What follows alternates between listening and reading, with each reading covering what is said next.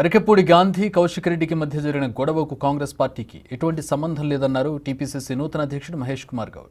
CM Revanth రెడ్డితో పాటు senior నేతల సహకారంతో కాంగ్రెస్ పార్టీ బలోపేతం కోసం పనిచేస్తానని మహేష్ కుమార్ గౌడ్ అన్నారు. తెలంగాణ కాంగ్రెస్ పార్టీ నూతన పీసీసీ అధ్యక్షుడు ఎంపికైన మహేష్ కుమార్ గౌడ్ కుటుంబ సభ్యులతో పాటు ఏఐసీసీ అధ్యక్షుడు మల్లికార్జున ఖర్గేను ఢిల్లీలో మర్యాదపూర్వకంగా కలిశారు. కాంగ్రెస్ పార్టీ తన సేవలను గుర్తించి పీసీసీ అధ్యక్షుడిగా ఎన్నుకోవడం చాలా సంతోషంగా ఉందని వారికి కృతజ్ఞతలు తెలిపారు.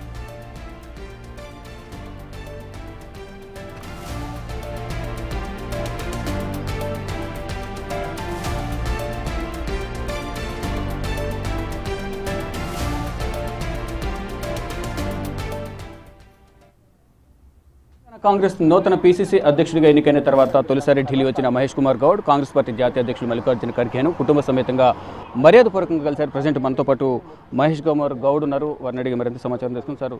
First of all big TV తరపు మీకు కంగ్రాచులేషన్స్. ప్రధానంగా మీరు ఏమనుకుంటున్నారు? మీకే బీసీ సామాజిక వర్గంలో ఇద్దరు పోటీ ఉన్నప్పటికీ ఇతర సామాజిక వర్గాల నుంచి కూడా గట్టి పోటీ ఉంది. ఒక జాతీయ పార్టీకి పీసీసీ అధ్యక్షుడు ఉండడం అనేది చాలా టఫ్ ఫైట్. ఏ విధంగా అనిపిస్తుంది మీకు పీసీసీ అధ్యక్షుడు ఎన్నికైన తర్వాత? ఒక సామాన్య కార్యకర్తగా రాజకీయాల్లోకి వచ్చిన నాకు రాష్ట్ర అధ్యక్ష పదవి రావడం అనేది చాలా గొప్ప విషయం. ఇలాంటి గొప్ప విషయాలు కాంగ్రెస్ పార్టీలో సాధ్యమవుతాయి. నాతో పాటు పోటీ పడ్డ వ్యక్తులందరూ కూడా నాకన్నా సీనియర్లు ఉన్నారు, నాతో సమకాలికులు ఉన్నారు, నాకంటే సమర్థవంతులు కూడా ఉండొచ్చు. కానీ పార్టీ కొన్ని సందర్భాల్లో ఎవరి సేవలు ఎక్కడ వాడుకోవాలో వారికి ఒక నిర్దిష్టమైనటువంటి ఆలోచన ఉంటుంది. ఆ ఆలోచన మేరకు నన్ను రాష్ట్రంలో వాడుకోవాలనుకున్నారు, పీసీసీ అధ్యక్ష పదవి ఇచ్చినారు. నాతో పార్టీ పడ్డ సీనియర్ నాయకులందరి సేవలు కూడా ఏదో ఒక చోట వాడుకుంటారు, దాంట్లో ఏం సంశయం లేదు. ఇలా ఈ రాష్ట్రంలో ప్రజలు కోరుకొని మా ప్రభుత్వం తీసుకొచ్చినారు. మా ముందున్న లక్ష్యమల్లా మేమందరం కూడా ఐక్యంగా అటు ప్రభుత్వాన్ని ఇటు పార్టీని నడుపుతూ ప్రజలు కోరుకున్న విధంగా ప్రజలకు ఫలాలంచే విధంగా ప్రయత్నం చేస్తాం.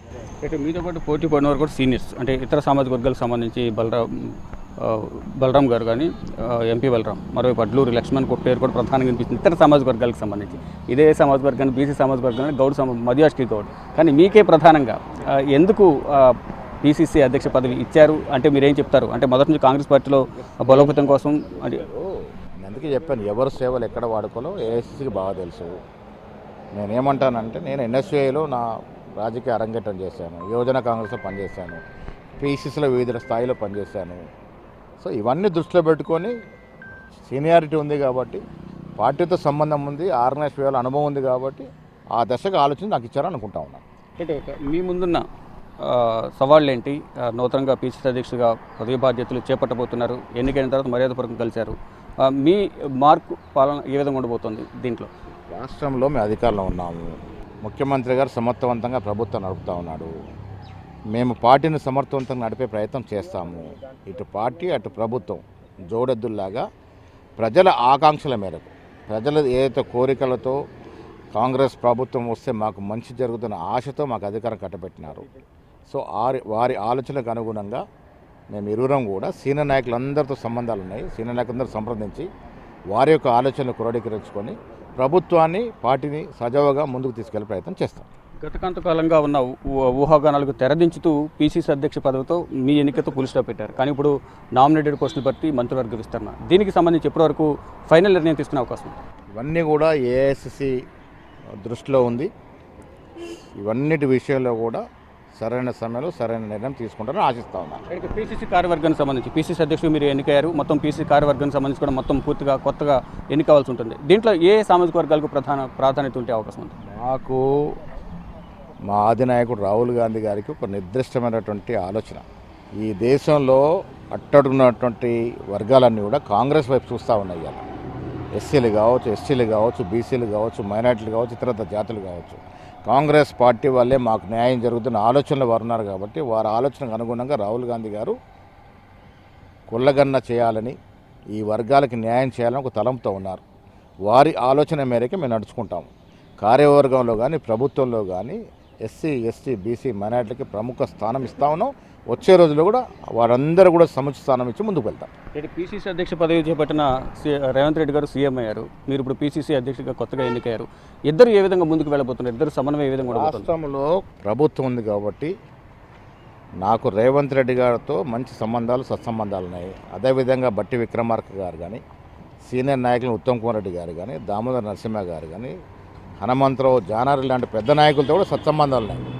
నాకు వీళ్ళతో సుదీర్ఘంగా 35 ఏళ్ళ బంధం ఉంది.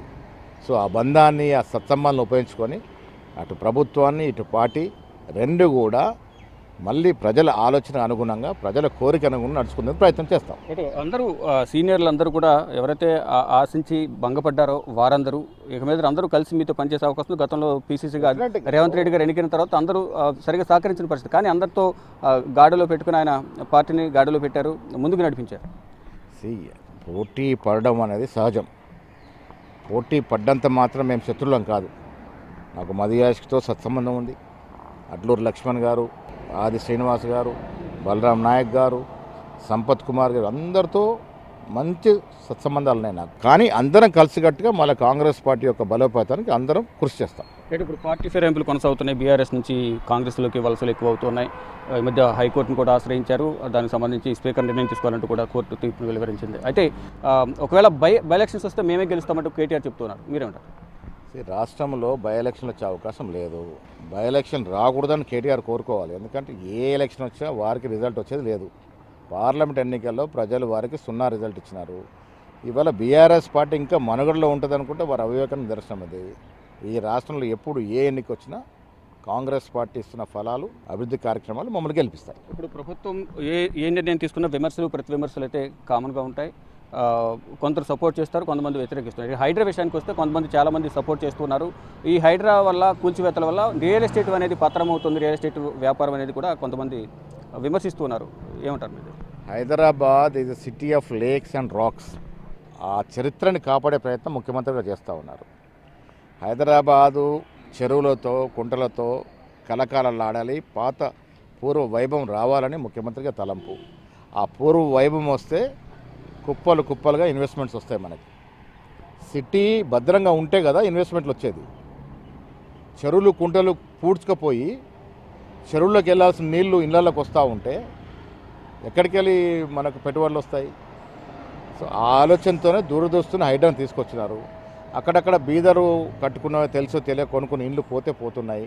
వాటిని కూడా పునరావాసం కలగజేసే విధంగా ముఖ్యమంత్రి గారు ప్రణాళిక రచిస్తూ ఉన్నారు. అంటే ఈరోజు హైదరాబాద్లో చూస్తే కనుక ఇద్దరు ఎమ్మెల్యేల మధ్య వివాదం, ఒకరిపై ఒకరు విమర్శలు చేసుకుని ఇంటిపై దాడి చేసే వరకు వెళ్ళారు. ఇప్పుడు గాంధీ కౌశిక్ రెడ్డి ఇంటిపై దాడి చేయడానికి వెళ్ళారు. దీన్ని ఏ విధంగా చూస్తారు మీరు? ఎవరి మీద దాడి చేయడానికి కాంగ్రెస్ పార్టీ హర్షించదు.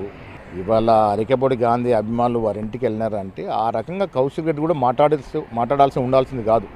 భాష అనేది రాజకీయాల్లో కానీ మనం ప్రజాస్వామ్యంలో ఉన్నప్పుడు భాష అనేది బాగా జాగ్రత్తగా మాట్లాడాలి. భాష వల్లే గ్యాప్ వస్తూ ఉంటుంది. సో ఇరువురి మధ్య అది తగాదా. దీనికి కాంగ్రెస్ పార్టీకి సంబంధం లేదు, కాంగ్రెస్ నాయకత్వానికి సంబంధం లేదు. ఎక్కడ ఎవరి మీద దాడి చేసినా కాంగ్రెస్ పార్టీ సమర్థించదు.